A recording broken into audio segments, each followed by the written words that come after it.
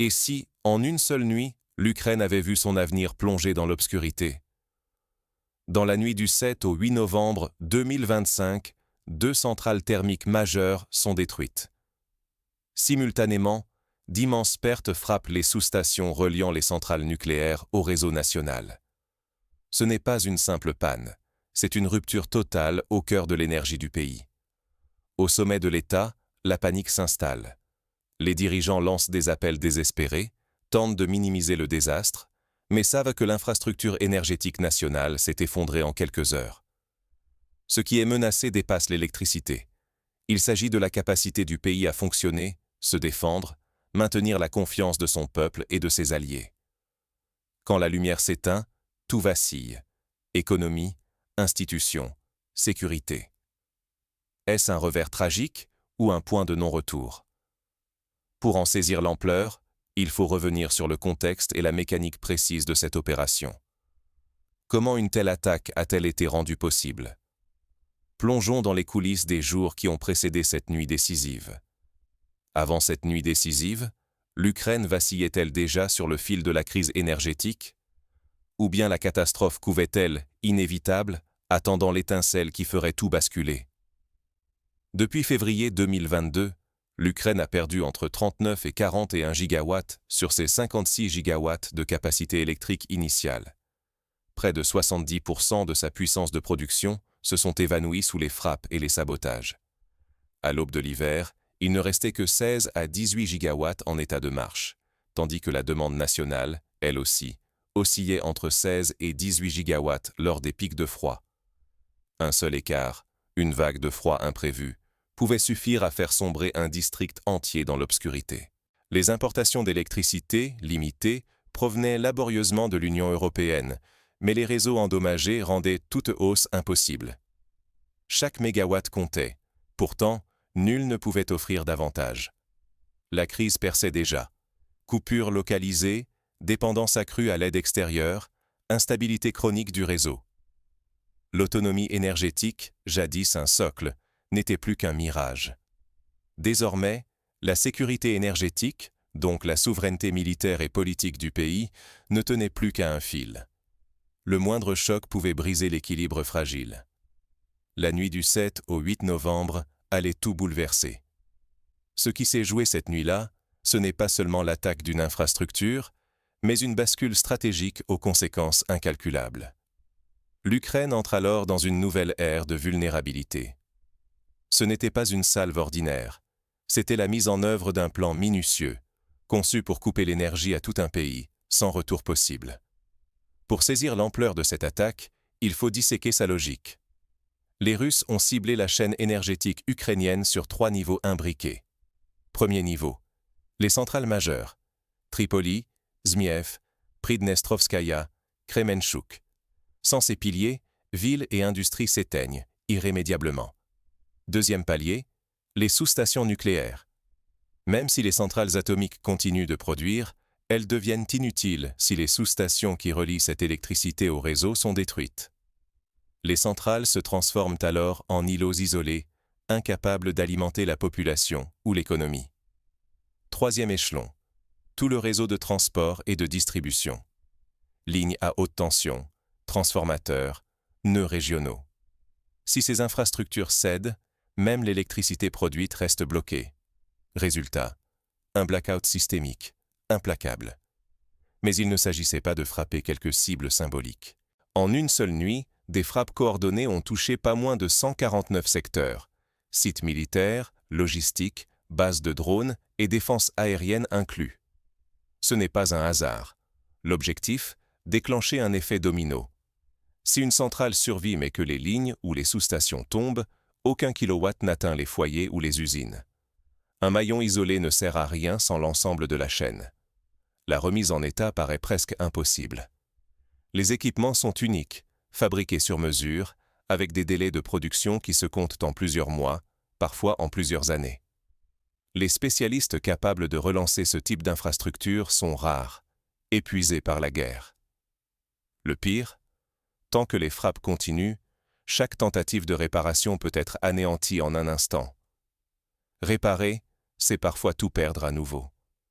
la coupure d'électricité n'est plus temporaire. Elle s'installe comme une nouvelle réalité, capable de mettre à genoux l'économie, la société et la défense ukrainienne.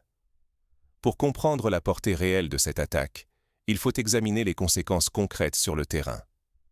Les coupures touchent chaque aspect de la vie quotidienne, transformant le pays en zone grise. 12 heures de nuit chaque jour ne sont qu'un prélude au chaos. L'hiver impose sa loi. Les Ukrainiens s'habituent à des coupures d'électricité interminables, à un chauffage intermittent, à la lassitude de l'attente dans l'obscurité. Le sentiment d'abandon s'infiltre dans chaque foyer, chaque rue, chaque geste du quotidien. Dans les métropoles, l'exaspération grandit. Les files devant les stations-service, les pharmacies et les points d'eau s'étirent sans fin. Les familles vulnérables cherchent une échappatoire vers l'ouest ou au-delà, pressées de fuir l'incertitude et la peur. L'exode s'accélère, laissant les villes à moitié vides, vidées de leur énergie vitale. L'industrie encaisse le choc de plein fouet. Les usines se stoppent net, incapables de poursuivre sans courant fiable. Même l'arsenal militaire, pilier de la défense, se retrouve à l'arrêt. Aucune munition fabriquée, aucun blindé réparé, aucun stock renouvelé. L'armée s'épuise, ses forces rongées par la pénurie et l'impuissance. Sur le terrain, la logistique s'effondre. Les trains restent à quai, privés d'alimentation. Les convois militaires stagnent, l'acheminement du ravitaillement devient hasardeux. Les communications entre états-majors et unités se brouillent, ouvrant la voie à la confusion et à la perte de contrôle. Le système de santé est à bout de souffle. Les hôpitaux, dépendants de générateurs épuisés, rationnent l'électricité, contraints de choisir qui soigner. Les réserves de carburant fondent, chaque intervention médicale devient une épreuve. Les décès augmentent, conséquence de la guerre, mais aussi du froid et du manque de soins. Peu à peu, la crise énergétique mute en crise politique. La confiance envers le gouvernement s'effrite, les accusations d'impuissance et de déni se multiplient. Les alliés occidentaux doutent de la capacité ukrainienne à tenir. L'espoir d'une victoire s'amenuise, la légitimité du pouvoir chancelle. L'Ukraine vacille, menacée d'effondrement non seulement sur le front militaire, mais aussi dans ses fondations économiques et sociales. La guerre s'invite dans chaque aspect de la vie. C'est la survie même de la nation qui se joue. Dans cet engrenage, un point de rupture menace. Combien de temps la société pourra-t-elle tenir avant de s'effondrer totalement?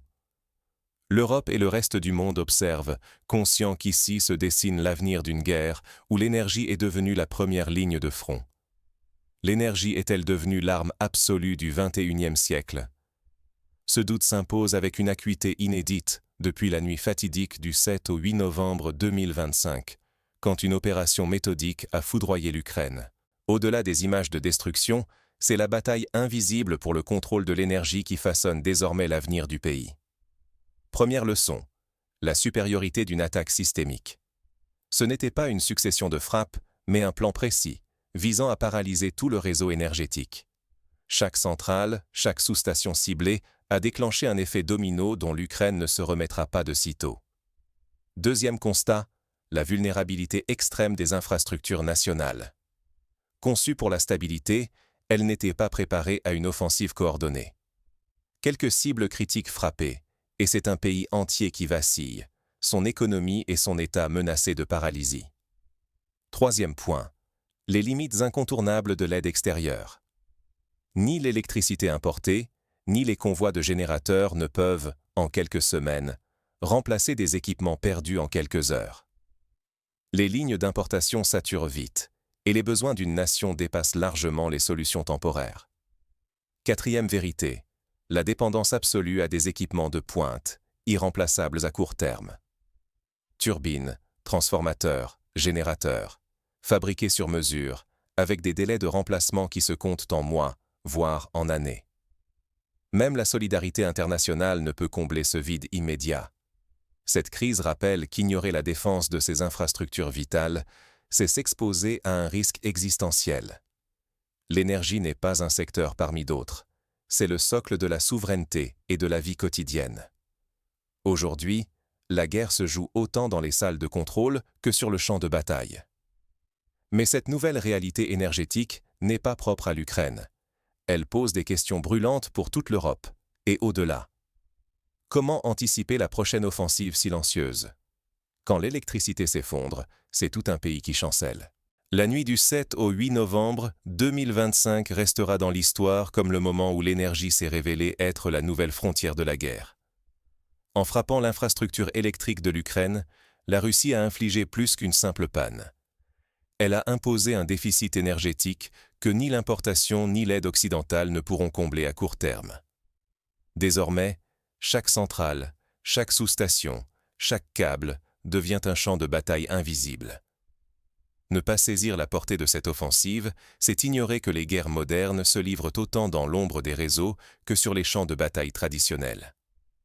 En Ukraine, la paralysie de l'électricité n'est pas une simple coupure. Elle bouleverse l'économie, fragilise la société et érode la confiance envers l'État. C'est une démonstration brutale de la vulnérabilité de nos sociétés connectées. Ce chaos n'est pas accidentel. Il découle d'une stratégie froide, pensée pour provoquer un effondrement en cascade dont nous ne percevons que le début. Fermer les yeux sur cette évolution, c'est sous-estimer la fragilité de nos propres systèmes. La guerre énergétique n'est plus un scénario lointain. Elle s'impose déjà comme une menace quotidienne. Pour l'Ukraine, le défi ne sera pas seulement de passer l'hiver, mais de réinventer sa résilience face à une arme silencieuse et persistante. Regarder cette réalité en face est désormais une nécessité. Car demain, cette épreuve pourrait bien frapper d'autres nations, d'autres sociétés,